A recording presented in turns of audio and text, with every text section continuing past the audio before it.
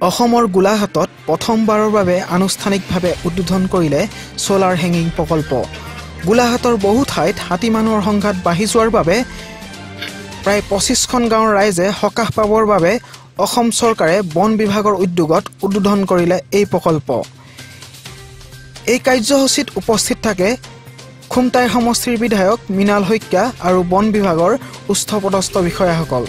আৰু এই সংঘাতে আমাৰ যেহেতু বনাঞ্চলবিলাক সংকুচিত হৈ আছে, এইফালে টেঙানী ৰিজাৰ্ভ এইটো বহু লোকে আহি পেলাই সেই টেঙানী ৰিজাৰ্ভখন তেওঁলোকে হেৰি কৰিলে, দখল কৰি ল'লে। আৰু ফলত এই আমাৰ হাতীবিলাকৰ কাৰণে তেওঁলোকৰ বসতি স্থান বা তেওঁলোকে চৰা স্থানবিলাক নোহোৱা হৈ গ'ল। সেইকাৰণে বৃহত্তৰ অঞ্চল এটা হাতীৰ অত্যাচাৰৰ সন্মুখীন হ'বলগীয়া হয়। সেইকাৰণে অসম চৰকাৰৰ আমাৰ ফৰেষ্ট ডিপাৰ্টমেণ্টে ইয়ালৈ 6000 মিটাৰৰ ফেঞ্চিঙৰ এটা চলাৰ ফেঞ্চিং আছিল। এতিয়া হেঙিং চলাৰ হেঙিং এইটো এটা চিষ্টেম নতুনকৈ ওলাইছে যে চলাৰ হেৰিবিলাক ৱায়াৰবিলাক ওপৰৰ পৰা থাকিব। আৰু সেইটোৱে আমি আশা ৰাখিছোঁ যে হাতীয়ে যিখিনি আহি ৰিজাৰ্ভৰ পৰা আহি যিখিনি জামুগুৰি অঞ্চলত অত্যাচাৰ কৰি 25খনমান ভিলেজত সেইখিনি অঞ্চলত আজি তাৰ আধাৰশিলা আছে। এনেকুৱা হাতীৰ বিচৰণস্থলীটো বহু ৰেভিনিউ ভিলেজলৈ এতিয়া সম্প্ৰসাৰিত, যিহেতু তেওঁলোকৰ আচল যিখন তেওঁলোকৰ প্ৰাকৃতিক তেওঁলোকৰ বিচৰণস্থলী সেইবিলাক মানুহে অধিগ্ৰহণ কৰিলে। সেইকাৰণে এইটো এটা ডাঙৰ সমস্যা হৈ অসমত দেখা দিছে। এটা কথা নহয় যে হাতী যিসকল মানুহক ক্ষতিগ্ৰস্ত কৰে তেওঁলোকে ক্ষতিপূৰণ পাবলৈ কিন্তু বহুত সময় লাগে। হয়, ক্ষতিপূৰণ তেওঁলোকক দিয়া হয়, কিন্তু এইটোত এটা আমাৰ লেপছ আছে যে সেইটো অলপ তেওঁলোকে পইচাটো পোৱাটো দেৰি হয়। এইটো আমি চাই আছোঁ যে কেনেকৈ এই ব্যৱস্থাটো খৰতকীয়া কৰিব পাৰি। চাওক, গোলাঘাট জিলাখনত হাতী আৰু মানুহৰ সংঘাত বৃদ্ধি পাইছে। তাৰ ফলত হাতী মানুহৰ সংঘাতৰ ফলত আজি যথেষ্ট গাঁও, বিশেষকৈ আজি হাজাৰ গাঁও, খুমটাই সমষ্টি, সৰুপথাৰ সমষ্টি আৰু গোলাঘাট সমষ্টিৰ লগতে বোকাখাট সমষ্টিৰ হাজাৰ ৰাজহ গাঁও আজি সম্পূৰ্ণৰূপে হাতীৰ এফেক্টেড হৈছে। গতিকে হাতী মানুহৰ সংঘাতৰ পৰা ৰোধ কৰিবৰ কাৰণে আজি অসম চৰকাৰৰ বন বিভাগে 6 কিলোমিটাৰ এটা চলাৰ ফেঞ্চিঙৰ প্ৰকল্প ঘোষণা কৰিছিলে। সেই সময়ত মই ভাস্কৰ ডেকা ডাঙৰীক এতিয়াও মই ইয়াৰ পৰাই মই স্মৰণ কৰিছোঁ তেখেতৰ প্ৰচেষ্টাত, আন্তৰিক প্ৰচেষ্টাত।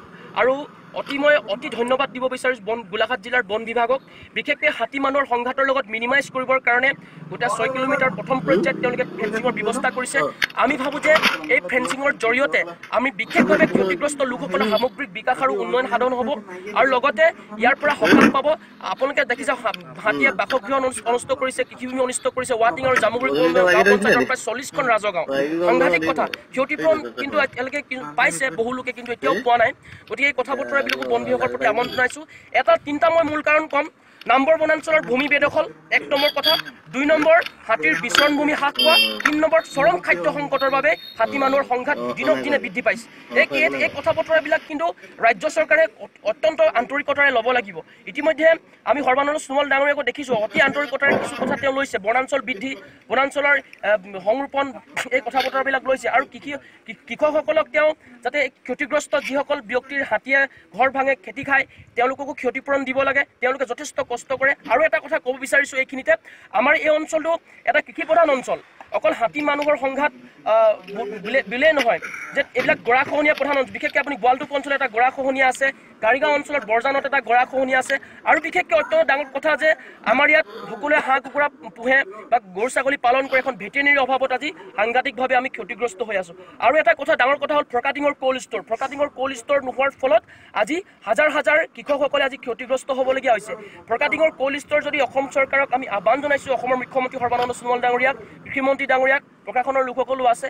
গতিকে যদি ফৰকাটিঙৰ ক'ল্ড ষ্ট'ৰ যদি মেৰামতি কৰি পুনৰ অপেনিং কৰে, ডেফিনেটলি আমি ভাবোঁ যে কৃষকসকলে বহুত বেনিফিট লাভ কৰিব আৰু কৃষকসকলে উচিত মূল্য লাভ কৰিব। আজি বিশেষকৈ খুমটাই সমষ্টিৰ সন্মানীয় বিধায়ক মৃণাল শইকীয়া ডাঙৰীয়া, বন বিভাগৰ উচ্চপদস্থ বিষয়াসকল আৰু ইতিমধ্যে দিও অহা কথা আছে। আৰু গোলাঘাটৰ পৰা মৃদুজ্যোতি বৰাৰ ৰিপৰ্ট, ডি নিউজ আছাম।